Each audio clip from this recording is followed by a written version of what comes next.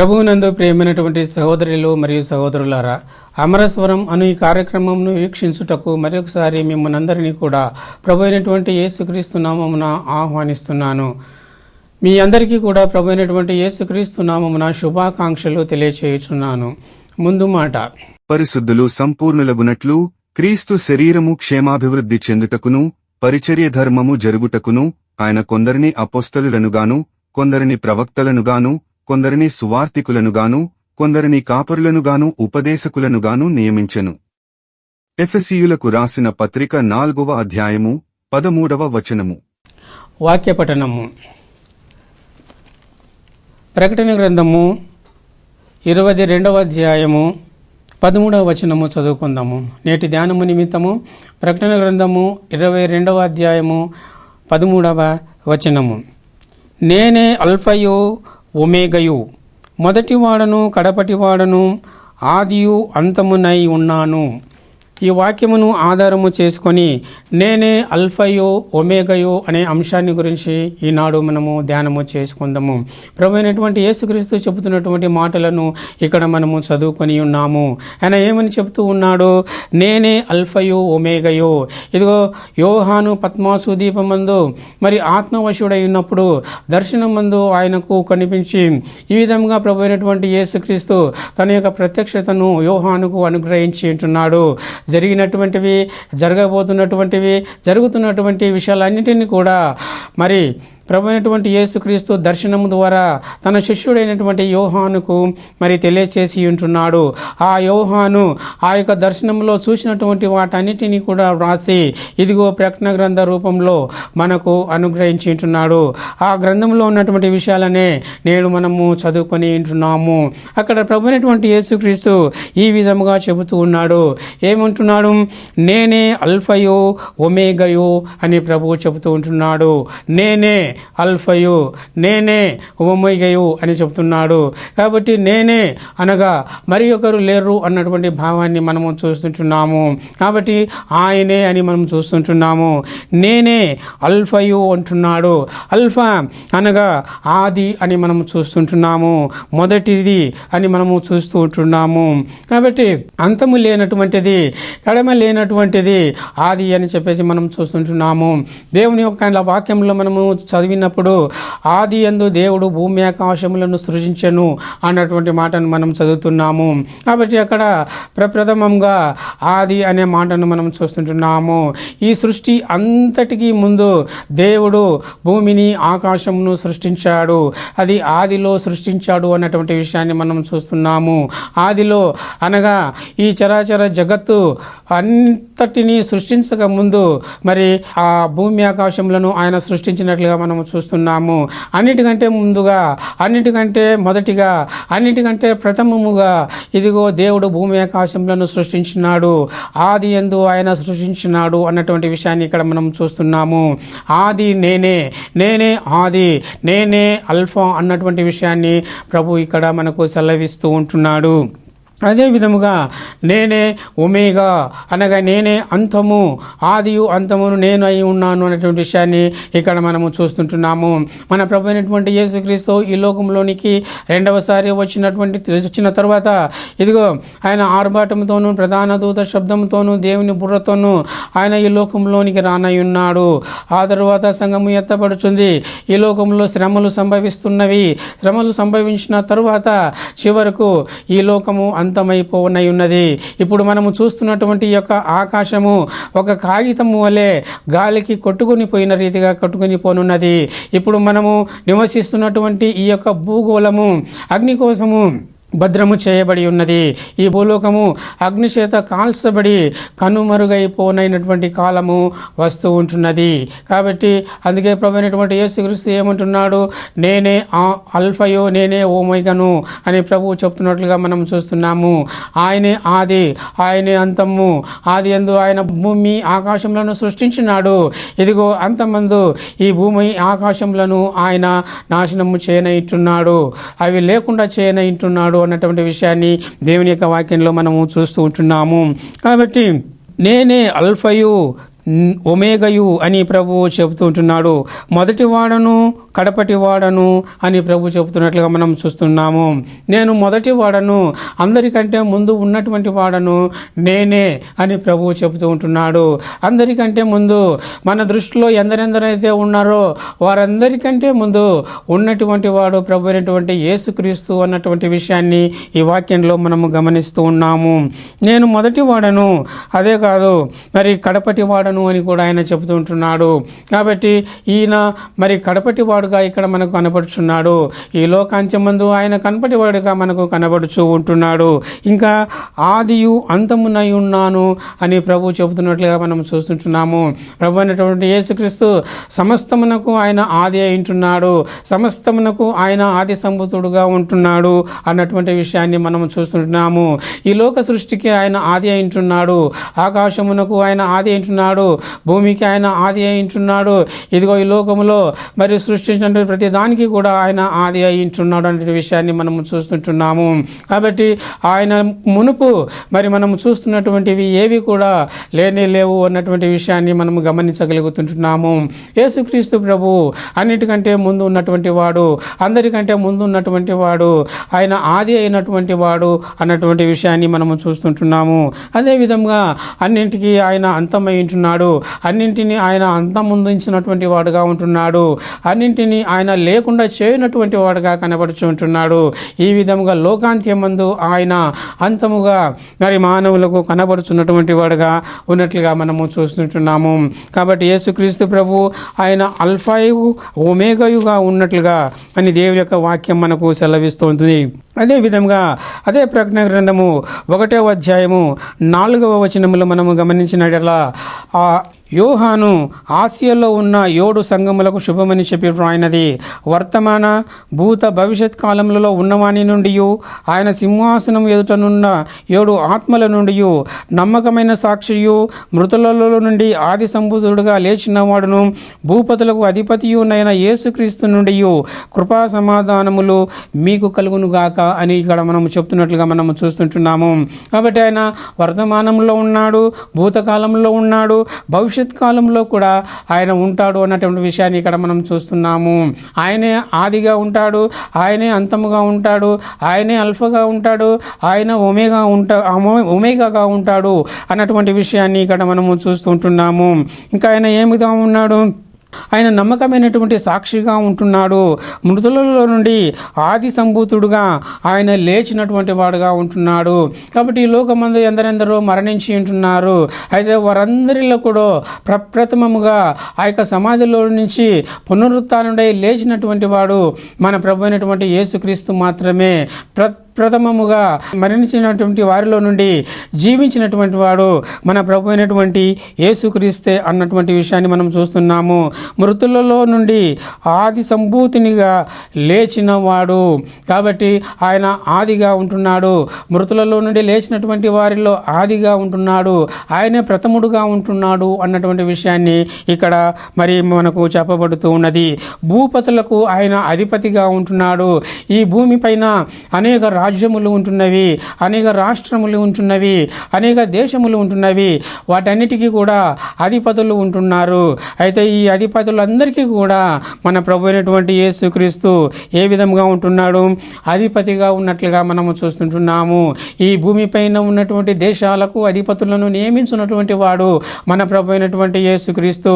ఈ భూమిపైన ఉన్నటువంటి దేశాలకు ప్రభుత్వాలను నియమించినటువంటి వాడు మన ప్రభు అయినటువంటి యేసుక్రీస్తు వలన కలిగినది తప్ప ఏ అధికారమును లేదు అన్నటువంటి విషయము వాక్యము మనకు స్పష్టము చేస్తూ ఉన్నది. కావున ఆయన భూపతులకు అధిపతి అయినటువంటి వాడుగా కనబడుచు ఉంటున్నాడు. అదే 6వ వచనంలో మనము గమనించినప్పుడు, మనలను ప్రేమించుచు తన రక్తము వలన మన పాపముల నుండి మనలను విమోచించిన వానికి మహిమయు ప్రభావమును యుగయుగములు కలుగునుగాక, ఆమేన్. ఆయన మనలను తన తండ్రి యొక్క దేవునికి ఒక రాజ్యముగాను యాజకులను గాను చేసెను అన్నటువంటి విషయాన్ని ఇక్కడ మనము చూస్తుంటున్నాము. కాబట్టి నేనే అల్ఫా, నేనే ఒమేగా అని చెప్పినటువంటి వాడు మరి వర్తమాన భూత భవిష్యత్ కాలంలో ఉన్నానని చెప్పినటువంటి వాడు, భూపతులకు అధిపతి అయినటువంటి వాడు. మరియు ఏమి చెబుతున్నాడంటే, ఇదిగో మనలను ప్రేమించుచు తన రక్తము వలన మన పాపములను విడిపించినటువంటి వాడుగా కనబడుచున్నాడు. కాబట్టి యేసుక్రీస్తు ప్రభు మానవులను ప్రేమిస్తూ ఉంటున్నాడు. ఆయన ఎంతగానో ప్రేమిస్తూ ఉంటున్నాడు. ఎంతగా ప్రేమిస్తూ ఉన్నాడంటే, తన రక్తము వలన మన పాపముల నుంచి ఆయన విడిపించినటువంటి వాడుగా కనబడుచున్నాడు. కాబట్టి ఇక్కడ యేసుక్రీస్తు యొక్క రక్తమును చిందింపబడుటను మనము చూస్తూ ఉంటున్నాము. కాబట్టి యేసుక్రీస్తు ప్రభు రక్తమును చిందించుంటున్నాడు. ఎందుకోసము రక్తమును చిందించుంటున్నాడు? మానవులను వారి యొక్క పాపముల నుంచి విడిపించుటకు ఆయన రక్తమును చిందించి ఉంటున్నాడు. ఇదిగో యేసుక్రీస్తు ప్రభు అన్యాయపు తీర్పునకు ఆయన లోనయ్యుంటున్నాడు. ఆయనకు మరణశిక్ష విధించబడినది. శిలువ పైన మరణశిక్ష ఆయనకు విధించబడి ఉంటున్నది. ఆయన పైన భారమైనటువంటి సిలువను మోపి ఉంటున్నారు. ఆ భారమైనటువంటి సిలువను మోసుకొని ఆయన యెరూషలేము వీధులలో గుండా ఆయన నడుస్తూ ఆ కలువరిగిరి సిలువకు వచ్చి ఉంటున్నాడు. మరియు ఆయన కొరడా దెబ్బలు తిని ఉంటున్నాడు. రక్తము కార్చి ఉంటున్నాడు. ముళ్ళ కిరీటమును భరించి ఉంటున్నాడు. రక్తమును కార్చి ఉంటున్నాడు. మేకులతో కృచబడి ఉంటున్నాడు. రక్తమును కార్చి ఉంటున్నాడు. పాదములలో మేకులతో కృచబడి ఉంటున్నాడు. రక్తము కార్చుంటున్నాడు. పక్కలో బల్లెముతో పోటబడి ఉంటున్నాడు. రక్తము కార్చి ఉంటున్నాడు. కాబట్టి ఆ విధంగా కార్చినటువంటి తన రక్తము చేత మన పాపముల నుండి మనలను విడిపించినాడు అన్నటువంటి విషయాన్ని మనము చూస్తుంటున్నాము. కాబట్టి ఈ వాక్యం వినుచున్నటువంటి వారు, మీ పాపములో నుండి మీరు విమోచింపబడి ఉంటున్నారా? యేసుక్రీస్తు యొక్క రక్తములన మీరు విమోచింపబడి ఉంటున్నారా? మీ పాపములకు మీరు క్షమాపణ పొంది ఉంటున్నారా? రక్షణ పొంది ఉంటున్నారా? ఒకసారి మిమ్మల్ని మీరు పరీక్షించుకొనవలెను. ఎందుకనగా మీకోసము ఆయన సిలువలో రక్తము కార్చి ఉంటున్నాడు. ఆయన గాయపరచబడి ఉంటున్నాడు. ఆయన కొట్టబడి ఉంటున్నాడు.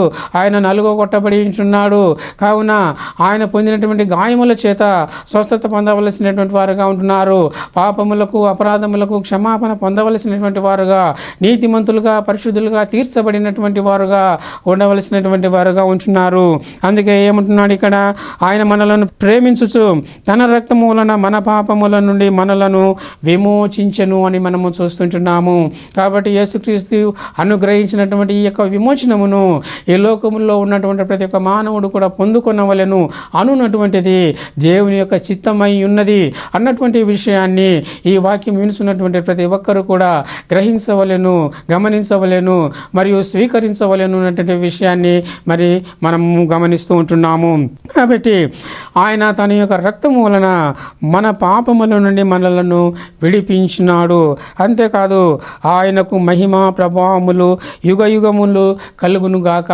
ఆమెన్. నిజంగా ఆయన ఎంతో ప్రేమించినాడు. ఆయన తన ప్రాణమునే బలిగా మన కోసము అర్పించినందువలన ఆయనకు మహిమ కలగాలి, ఆయనకు ప్రభావము కలగాలి, అది యుగ యుగములు కలగాలి. ఆ విధముగా జరుగునుగాక అన్నటువంటి విషయాన్ని ఇక్కడ మనం చదువుతున్నాము. అంతేకాదు ఆయన ఇంకా ఏం చేసినాడు? ఆయన మనలను తన తండ్రియగు దేవునికి ఒక రాజ్యముగాను యాజకులను గాను ఆయన చేసి ఉన్నాడు అన్నటువంటి విషయాన్ని ఇక్కడ మనం చూస్తుంటున్నాము. కాబట్టి పాపులైనటువంటి వారిని తన యొక్క రక్తం చేత కడిగి పరిశుద్ధపరిచి నీతిమంతులుగా చేసి తన తండ్రి అయినటువంటి దేవునికి వారిని ఒక రాజ్యముగా చేసినట్లుగా మనం చూస్తుంటున్నాము. కాబట్టి దేవుని యొక్క రాజ్యములో మానవులు ప్రవేశించాలి. దేవుని యొక్క రాజ్యంలో ప్రవేశించుటకు మానవులు అర్హత పొందాలి. దేవుని యొక్క రాజ్యమే శాశ్వతము, ఈ లోకము అశాశ్వతము. దేవుని యొక్క రాజ్యములో మానవులు నిరంతరము యుగ యుగములు మరి ప్రభు అయినటువంటి యేసుక్రీస్తుతో కూడా జీవించవలెను. అది శాశ్వతమైనటువంటి జీవితము, అది పరలోక జీవితము అని మనం చూస్తుంటున్నాము. అయితే తద్విరుద్ధముగా మానవులు జీవించినట్లయితే, అనగా యేసుక్రీస్తు శిలువలో కార్చినటువంటి రక్తము చేత తమ యొక్క పాపములను కడుగు కొనకపోయినట్లయితే, యేసుక్రీస్తు ద్వారా దేవునికి ఒక రాజ్యముగా చేయబడినటువంటి వారుగా ఉండకపోయినట్లయితే, యేసుక్రీస్తు యొక్క రాజ్యములో మరి సభ్యులుగా మరి చేరకపోయినట్లయితే, మరి వారు మరి నిజముగా ఆ యొక్క పరలోకమునకు దూరంగా ఉంటారు, ఆ యొక్క రాజ్యమునకు దూరంగా ఉంటారు. వారికి నియమింపబడినటువంటి స్థలము మరి నిత్య నరకము, అక్కడ ఏడుపును పండ్లు కొరుకుటయు ఉండును అని చెప్పేసి మనము చూస్తూ ఉంటున్నాము. అది చాలా భయంకరము, అది చాలా బాధాకరము, అది చాలా వేదనకరమైనటువంటిదిగా కనబడుతున్నది. అలాంటి బాధాకరమైనటువంటి వేదనకరమైనటువంటి ఆ యొక్క మరణకరమైనటువంటి శిక్షణ నుండి తప్పించుకునవలనంటే ప్రభు అయినటువంటి యేసుక్రీస్తు శిలువలో కార్చినటువంటి ఆ యొక్క రక్తం చేత పాపములను కడుగుకొని నీతిమంతులుగా తీర్చబడినట్లయితే చేసినట్లయితే దేవుని యొక్క రాజ్యమునకు మీరు వారసులు అవుతారు, దేవుని యొక్క రాజ్యమునకు మీరు బాధితులు అవుతారు, దేవుని యొక్క రాజ్యంలో మీరు ప్రవేశిస్తారు, మీరే దేవుని రాజ్యముగా మారుతారు అన్నటువంటి విషయాన్ని దేవుని యొక్క వాక్యం ఇక్కడ మనకు స్పష్టం చేస్తుంది. కాబట్టి ఈ వాక్యం వింటున్నటువంటి వారు మరి ఎందరైతే ఇంకా యేసుక్రీస్తు రక్తము వలన నీతిమంతులుగా తీర్చబడలేదో, దేవుని యొక్క రాజ్యములో చేర్చబడలేదో, ఈనాడే మంచి అవకాశం ఉన్నది, ఈనాడు మంచి తరుణం ఉన్నది. ఇది రక్షణ దినము, ఇది అనుకూల సమయము. కావున ఈ రక్షణ దినాన్ని, ఈ అనుకూల సమయాన్ని మీరు సద్వినియోగం చేసుకొని ఈ రోజే సిలువ వేయబడినటువంటి ప్రభు అయినటువంటి యేసుక్రీస్తు సిలువలో కార్చినటువంటి రక్తము చేత మీ యొక్క పాపములను కడిగి వేసుకొని ఇదిగో ప్రభు అయినటువంటి యేసుక్రీస్తు నందు రక్షణ పొందవలెను అని ప్రభువు సెలవిస్తుంటున్నాడు. ఇంకా దేవుని వాక్యంలో మనం చూసినప్పుడు ఇదిగో ఆయన మేఘారూఢుడై వచ్చును, ప్రతి నేత్రము ఆయనను చూచును, ఆయన పొడిచిన వారును చూచెదరు, భూజనులందరూ ఆయనను చూచి రొమ్ము కొట్టుకొందురు. అవును, ఆమేన్. కాబట్టి ప్రభువైనటువంటి యేసుక్రీస్తు ఇప్పుడు ఒకసారి భూలోకానికి వచ్చి మానవుల కోసము శిలువపైన మరణించి ఇదిగో మరి సమాధి చేయబడి తిరిగి పునరుత్థానుడై పరలోకమునకు ఆరోహణమై ఇదిగో తండ్రి కుడిపార్శ్వమందు ఆసీనుడై ఉన్నాడు. ఆయన తిరిగి రెండవసారి ఈ లోకములోనికి రానయ్యున్నాడు. ఆయన వచ్చినప్పుడు ఇదిగో ప్రతి నేత్రము ఆయనను చూచును అన్నటువంటి విషయాన్ని ఇక్కడ మనం చూస్తుంటున్నాము. యేసు ప్రభు రెండవసారి రానయ్యుంటున్నాడు. ఆయన రెండవసారి వచ్చి తన యందు విశ్వాసం ఉంచినటువంటి వారిని ఇదిగో ఆయన కొనిపోబడినటువంటి వాడుగా ఉంటున్నాడు. తన యందు ఎందరైతే విశ్వాసం ఉంచినాడో వారందరినీ కూడా పరలోక రాజ్యమునకు తీసుకొని పోనటువంటి వాడుగా యేసు ప్రభు కనబడుచున్నాడు. అయితే ఎందరైతే మరి ఆయన యందు విశ్వాసం ఉంచలేదో, ఎందరైతే ఆయనను రక్షకుడుగా అంగీకరించలేదో, ఎందరైతే మరి ఆయన యొక్క రక్తం చేత కడుగబడి నీతిమంతులుగా పరిశుద్ధులుగా తీర్చబడలేదో మరి వారందరూ కూడా ప్రభు అయినటువంటి యేసుక్రీస్తు ఈ లోకమునకు రెండవసారి వచ్చినప్పుడు ఇదిగో ఆయనను చూసి రొమ్ము కొట్టుకుని వారిగా కనబడుచున్నారు, ఏడ్చి ప్రలాపించినటువంటి వారుగా కనబడుచున్నారు. అయితే అప్పటికే అవకాశము ముగుస్తుంది. అప్పుడు రక్షణ పొందే అవకాశము, అప్పుడు పాపక్షమాపణ పొందే అవకాశము, అప్పుడు యేసుక్రీస్తు రక్తములో పాపములను కడుగుకునే అవకాశము ఉండనే ఉండదు. కాబట్టి అవకాశము ఉండగానే, సమయము ఉండగానే ప్రభు అయినటువంటి యేసుక్రీస్తు నందు విశ్వాసం ఉంచి ఆయన ఇస్తున్నటువంటి రక్షణ భాగ్యమును పొందవలని ఉన్నటువంటి విషయాన్ని దేవుని యొక్క వాక్యంలో మనము చూస్తూ ఉంటున్నాము. ఇంకా మనము దేవుని యొక్క వాక్యంలో మనము చూసినట్లయితే యోహాను సువార్త 1వ అధ్యాయము 1వ వచనములో మనము చూసినప్పుడు ఆది యందు వాక్యముండెను, వాక్యము దేవుని యొద్ద ఉండెను అని చెప్పేసి మనం చూస్తున్నాము. నేనే అల్ఫయు, నేనే ఒమేగయు, నేనే ఆది, నేనే అంతము. కాబట్టి ఆయన ఆది యందు ఉన్నవాడు. ఆయన ఏమై ఉన్నాడు? ఆయన వాక్యమై ఉన్నాడు. ఆయన దేవుని మాట అయి ఉన్నాడు, దేవుని వాక్యమై ఉన్నాడు, దేవుని యొద్ద ఉన్నాడు, దేవుని రొమ్మున ఆనుకొని ఉన్నాడు. ఆయన ఆదిలో ఉన్నటువంటి వాడుగా కనబడుతూ ఉంటున్నాడు. అందుకే ఆది యందు వాక్యం ఉండెను. అందుకే ఆయన నేనే అల్ఫా అని చెప్పి ఉంటున్నాడు. ఆయన ఆది యందు ఉన్నటువంటి వాడు. ఎక్కడ ఉన్నాడు? ఆయన ఆది యందు దేవుని యొద్ద ఉన్నటువంటి వాడుగా కనబడుచుంటున్నాడు. కాబట్టి మన ప్రభువైనటువంటి యేసుక్రీస్తు ఆది యందు ఉన్నటువంటి వాడు. ఆయన అల్ఫా అని మనము చూస్తుంటున్నాము. 10వ వచనంలో ఆయన లోకంలో ఉండెను, లోకము ఆయన మూలముగా కలిగెను, కానీ లోకము ఆయనను తెలుసుకొనలేదు. కాబట్టి ఆది యందు దేవుని యొద్ద ఉన్నటువంటి ఆది అయినటువంటి యేసుక్రీస్తు ప్రభు ఈ లోకంలో వచ్చినప్పుడు ఆయనను లోకము తెలుసుకొనలేకపోయాను అని చెప్పేసి మనం చూస్తున్నాము. పరలోకంలో నుంచి ఆయన దిగి వచ్చినాడు, మానవుడుగా దిగి వచ్చి ఉంటున్నాడు. నేను పరలోకంలో నుంచి దిగి వచ్చి ఉన్నాను, తండ్రి యొద్ద నుండి వచ్చి ఉంటున్నాను, తండ్రి చిత్తమును నెరవేర్చుటకు వచ్చి ఉంటున్నాను. కాబట్టి దేవుని యందు విశ్వాసం వస్తూ ఉంటున్నారు, నా యందు కూడా విశ్వాసం ఉంచుడి అని ఆయన చెప్పి ఉంటున్నాడు. అయితే లోకము ఆయన దగ్గరికి రాలేదు, ఆయన చెప్పినటువంటి మాటలను వినలేదు, ఆయన చెప్పినటువంటి మాటలను నమ్మలేదు అన్నటువంటి విషయాన్ని ఇక్కడ మనము చూస్తున్నాము. తరువాత ఆయన తన స్వకీయుల యొద్దకు వచ్చను, ఆయన స్వకీయులు ఆయనను అంగీకరింపలేదు. కాబట్టి దేవుడు తెలిసినటువంటి వారు ఇశ్రాయేలీయులు, దేవునితో సహవాసం చేసినటువంటి వారు, దేవునితో నడిచినటువంటి వారు, దేవుని యొక్క వాగ్దానములను కలిగినటువంటి వారు, ధర్మశాస్త్రమును కలిగినటువంటి వారు, లేఖనములను కలిగినటువంటి వారు, ప్రవక్తలను కలిగినటువంటి వారు, విశేషమైనటువంటి జనాంగమైనటువంటి వారు ఇశ్రాయేలు ప్రజలు. వారు దేవుని స్వకీయ సాంపాద్యమైనటువంటి వారు, దేవుని స్వకీయులు. అయితే వారి యొద్దకే ప్రభువైనటువంటి యేసుక్రీస్తు వచ్చినప్పుడు ఆ స్వకీయులే ఆయనను అంగీకరించలేదు అన్నటువంటి విషయాన్ని ఇక్కడ మనము చూస్తుంటున్నాము. కాబట్టి యేసుక్రీస్తు ప్రభువును తన స్వకీయులైనటువంటి ఇశ్రాయేలీయులు అంగీకరించలేదు, ఆయనను వారు నిరాకరించినట్లుగా మనము చూస్తుంటున్నాము. అదే 14వ వచనంలో ఆ వాక్యము అనగా ఆది యందు ఏ వాక్యమైతే ఉండెనో, ఆది యందు దేవుని యొద్ద ఏ వాక్యమైతే ఉండెనో ఆ వాక్యము శరీరధారి అయి కృప సత్య సంపూర్ణుడుగా మన మధ్య నివసించెను. ఆది యందు ఉన్నటువంటి ఆ వాక్యము శరీరమును ధరించుకొని ఈ లోకంలోనికి వచ్చినది. కృపా సత్య సంపూర్ణుడుగా ఆయన ఈ లోకమందు ప్రత్యక్షమైనాడు అన్నటువంటి విషయాన్ని మనము చూస్తూ ఉంటున్నాము. కాబట్టి ఈ విధంగా ప్రభు అయినటువంటి యేసుక్రీస్తు శరీరమును ధరించుకొని ఈ లోకంలోనికి ప్రత్యక్షమై మానవుల పాప పరిహారార్థము నిమిత్తము ఆయన శిలువలో బలి అయినట్లుగా మనము చూస్తూ ఉంటున్నాము. ఇంకా దేవుని యొక్క వాక్యంలో మనము చూసినప్పుడు కొలసీలకు రాసిన పత్రిక 1వ అధ్యాయము 15వ వచనం నుంచి మనం చూసినప్పుడు ఆయన అదృశ్య దేవుని స్వరూపి అయి సర్వ సృష్టికి ఆది సంభూతుడై ఉన్నాడు. ఏలయనగా ఆకాశం ముందున్నవియో భూమి ఎందున్నవియో దృశ్యమైనవి కానీ అదృశ్యమైనవి కానీ అవి సింహాసనములైనను ప్రభుత్వములైనను ప్రధానులైనను అధికారములైనను సర్వమును ఆయన యందు సృజింపబడెను, సర్వమును ఆయన ద్వారాను ఆయనను బట్టి సృజింపబడెను అన్నటువంటి విషయాన్ని ఇక్కడ మనము చూస్తున్నాము. మన ప్రభువైనటువంటి యేసుక్రీస్తు అదృశ్య దేవుని స్వరూపిగా ఉంటున్నాడు, ఆయన దేవుని స్వరూపిగా ఉంటున్నాడు అన్నటువంటి విషయాన్ని ఇక్కడ మనం చూస్తున్నాము. అంతేకాదు సర్వ సృష్టికి ఆయన ఆది సంభూతుడుగా ఉంటున్నాడు, సర్వ సృష్టికి ఆయన ఆది సంభూతుడుగా కనబడుచుంటున్నాడు. అనగా ఆకాశముందున్నవి కానీ భూమి మీద ఉన్నవి కానీ అవి దృశ్యమైనవి అయినా సరే అదృశ్యమైనవి అయినా సరే, అవి సింహాసనములైనా సరే ప్రభుత్వాలైనా సరే ప్రధానులైనా సరే అధికారములైనా సరే సర్వమును ఆయన యందు సృష్టింపబడెను అని మనం చూస్తున్నాము. సర్వమును ఆయన ద్వారా ఆయనను బట్టి సృజింపబడెను. కావున ఈ సర్వమునకు ఆయన ఆదిలో ఉన్నటువంటి వాడు, ఆది సంభూతుడుగా ఉన్నటువంటి వాడు, ఆయన అన్నిటికంటే ముందుగా ఉన్నవాడు, ఆయనే సమస్తమునకు ఆధారభూతుడు అని 17వ వచనంలో మనం చూస్తున్నాము. అనగా అన్నిటికంటే ముందుగా ఉన్నటువంటి వాడు, అల్ఫాగా ఉన్నటువంటి వాడు అని మనం చూస్తున్నాము. ఆయనే సమస్తమునకు ఆధారభూతుడు అన్నటువంటి విషయాన్ని ఇక్కడ మనం చూస్తున్నాము.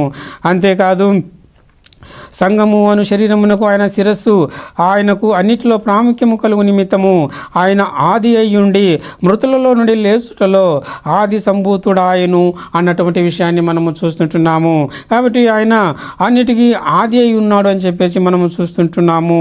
అన్నిటిలోనూ ప్రాముఖ్యం కలుగున నిమిత్తము ఆయన ఆది అయి ఉన్నాడు, మృతులలో నుండి లేచుట ద్వారా ఆయన ఆది సంభూతుడుగా ఉన్నాడు అన్నటువంటి విషయాన్ని ఇక్కడ మనము చూస్తూ ఉంటున్నాము.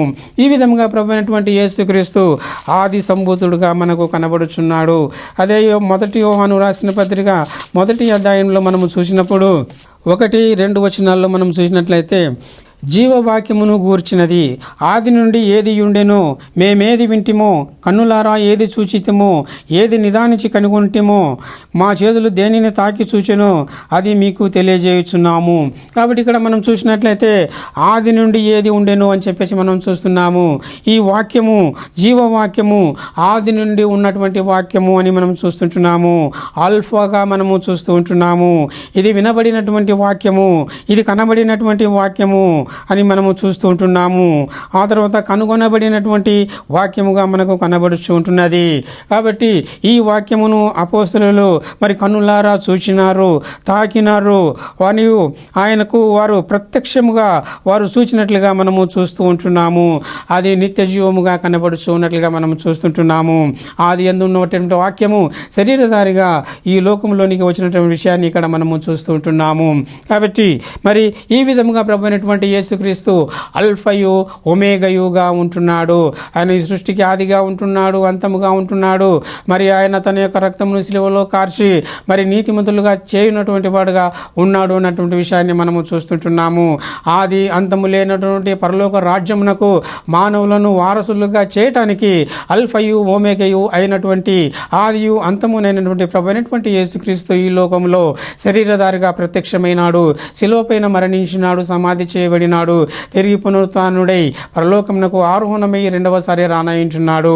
ఇలాంటి ఆది అంతమైనటువంటి అల్ఫయు ఓమేగయు అయినటువంటి ప్రభు అయినటువంటి యేసుక్రీస్తునందు ఈ రోజే మీరందరూ విశ్వాసం ఉంచి అదిగో దేవుని యొక్క రాజ్యమునకు మీరు వారసులు కావాలనని ప్రభు అయినటువంటి యేసుక్రీస్తు నామమున మిమ్మును బ్రతిమాలు కొనుచున్నాను. ఆ విధముగా చేయుటకు ప్రభువు మీకు సహాయం చేయునుగాక.